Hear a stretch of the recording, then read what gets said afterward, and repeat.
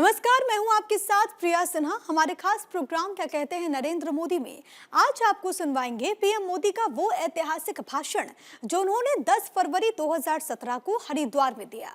अपने भाषण में प्रधानमंत्री ने कहा कि अटल जी के सपने को पूरा करने का मैंने बीड़ा उठाया है। जो वादे अटल जी ने किए हैं वो वादे भी मैं पूरे करना चाहता हूं और इसीलिए मुझे उत्तराखंड का आशीर्वाद चाहिए। भाइयों बहनों, सदियों से हमारे देश में जब भी हरिद्वार की चर्चा होती है,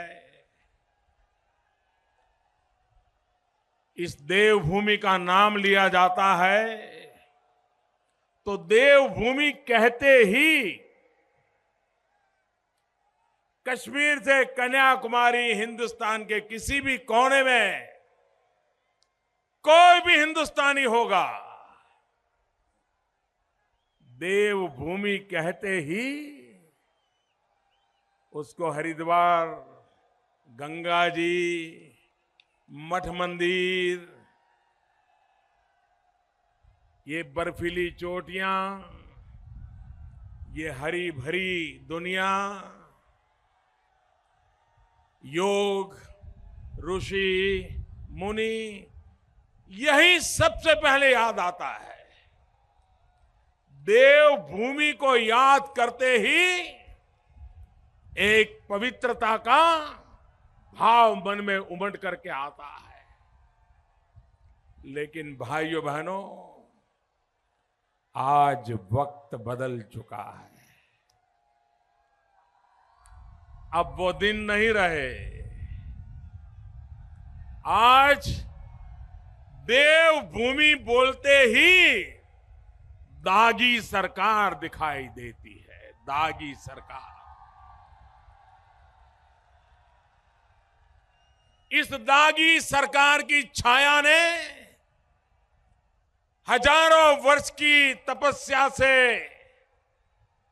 बनी हमारी देवभूमि को दाग लगाया दिया है। दाग लगा दिया है।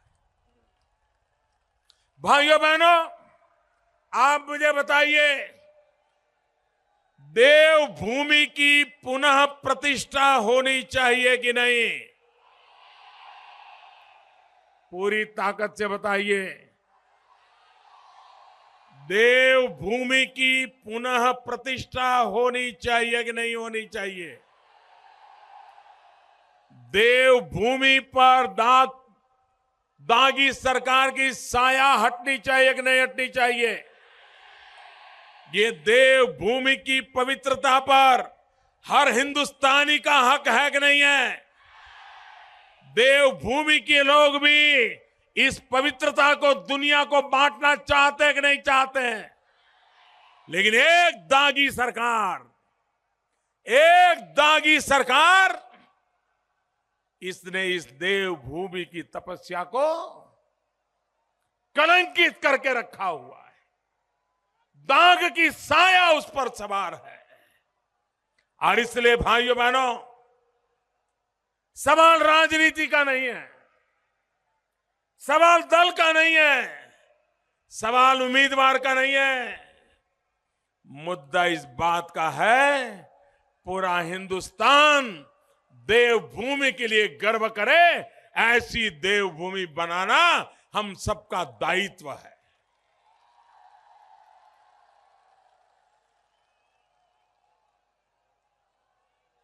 आज पूरे हिंदुस्तान में देवभूमि के भ्रष्टाचार के लिए कोई सबूत की जरूरत है क्या? कोई सबूत की जरूरत है क्या? कोई कोर्ट कचहरी की जरूरत है क्या? सारे हिंदुस्तान ने टीवी पर देखा है कि नहीं देखा है?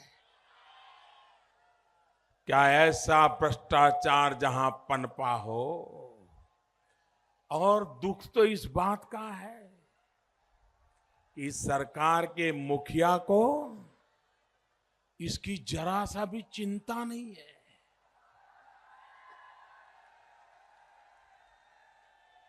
उनके बोलचाल से, उनकी चाल चलन से, उनके आचरण से ऐसा लग रहा है ऐसी चीजों को वो पचा गए हैं, पचा गए हैं।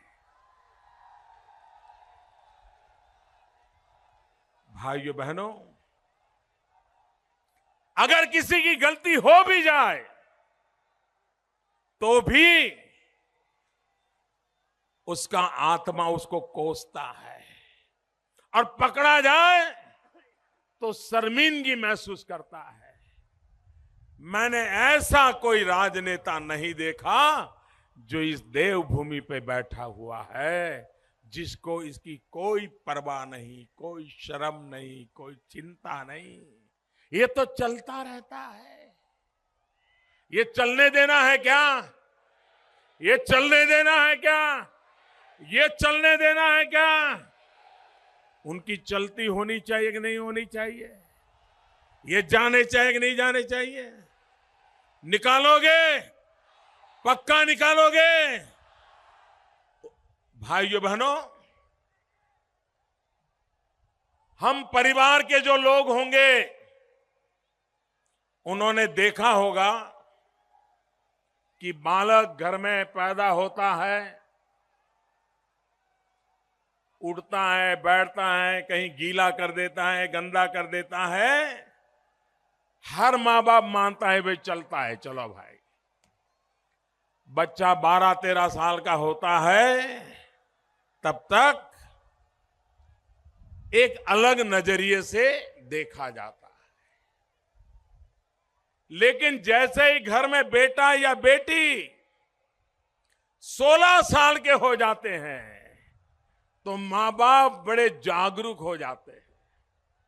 16 से 21 साल की उम्र हर एक व्यक्ति के जीवन में महत्वपूर्ण होती है। 16 से 21 साल बालक कैसा बनेगा, किस दिशा में जाएगा, उसके दोस्त कैसे हैं, वो कहां जाता है, क्या करता है, क्या पढ़ता है, कहां बैठता है, हर मां बाप बारीकी से नजर रखता है कि नहीं रखता है? रखता है कि नहीं रखता है? बेटी 16 साल की हो जाए, बेटा 16 साल का हो जाए, मां बाप पूरा परिवार वो 5 साल को महत्वपूर्ण मानते हैं कि नहीं मानते हैं? उसकी जिंदगी किस दिशा में जाएगी वो फैसला 16 साल 21 साल में होता है कि नहीं होता है? भाइयों बहनों, जैसा अपने बालक के जीवन में है वैसा ही उत्तराखंड के लिए भी ये 5 साल 16 से 21 वाले हैं। 16 से 21 वाले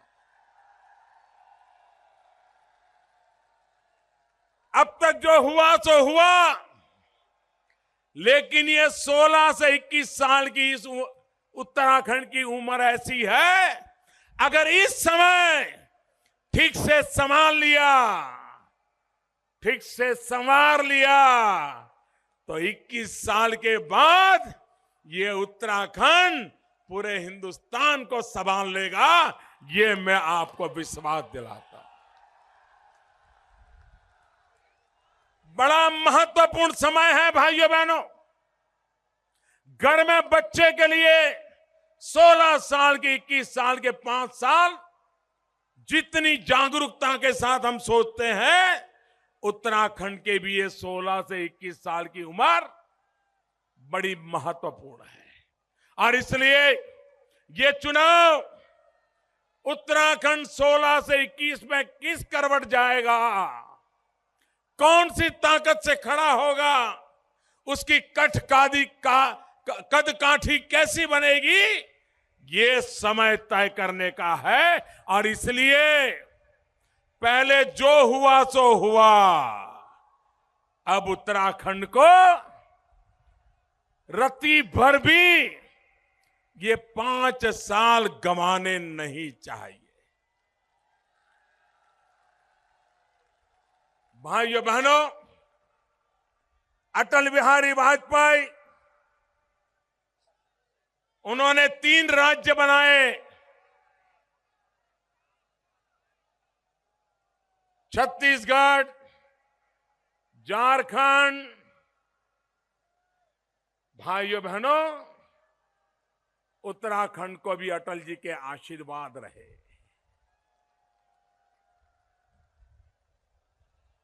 भाइयों बहनों, जिस सपने के साथ अटल जी ने उत्तराखंड के भाग्य को बदलने के लिए काम किया, बाद में दिल्ली में ऐसी सरकारें आई कि वो सारी गाड़ी पटरी पर से उतार दी। अटल जी के सपने पूरे करने का मैंने बीड़ा उठाया है भाई। जो वादे अटल जी ने किए हैं वो भी मैं पूरा करना चाहता हूं और इसलिए मुझे उत्तराखंड के आशीर्वाद चाहिए। भाइयों बहनों, आप मुझे बताइए, ये 4 धाम की यात्रा हर हिंदुस्तानी यहां आना चाहता है कि नहीं चाहता है? चाहता है कि नहीं चाहता है? लेकिन एक बार आने के बाद वो यही तय करता है कि इस जन्म का तो हो गया, अब अगले जन्म में देखेंगे। क्यों? न रास्तों का ठिकाना, न रहने का ठिकाना, न बिजली का ठिकाना, न पानी का ठिकाना, बीमार हो जाए तो दवाई का कुछ नहीं, ऐसे ही चलता रखा गया है। भाइयों बहनों, ये केंद्र सरकार की जिम्मेवारी है कि जहां अब हिंदुस्तान 4 धाम की यात्रा करना चाहता है, सुख चैन से वो यात्रा करके घर लौट सके, समय पर लौट सके।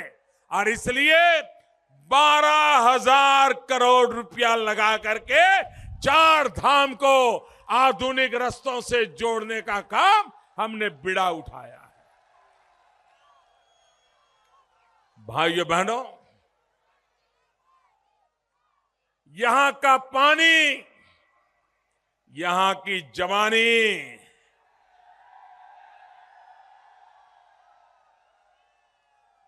यहां के खेत खलिहान, यहां के ऊंची ऊंची पहाड़ियां, यहां के तीर्थ क्षेत्र, यहां की ऋषि परंपरा पूरे विश्व के आकर्षण का केंद्र, ये हमारी देवभूमि बननी चाहिए।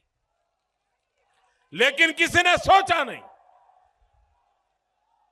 हम उस सपना लेकर के आए हैं आपके पास। और इसलिए भाइयों बहनों, उत्तराखंड में ऐसी सरकार आपको बनानी चाहिए। आज देखिए,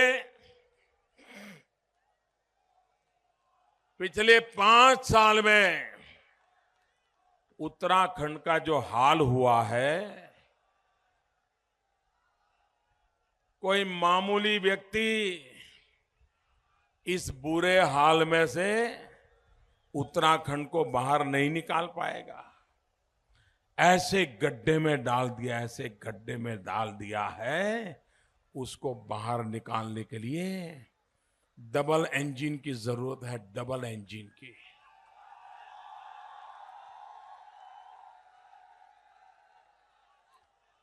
छोटा इंजन उत्तराखंड की भाजपा की सरकार और बड़ा इंजन दिल्ली में भाजपा की केंद्र सरकार, ये 2 इंजन लग जाएंगे, उत्तराखंड का कल्याण हो जाएगा।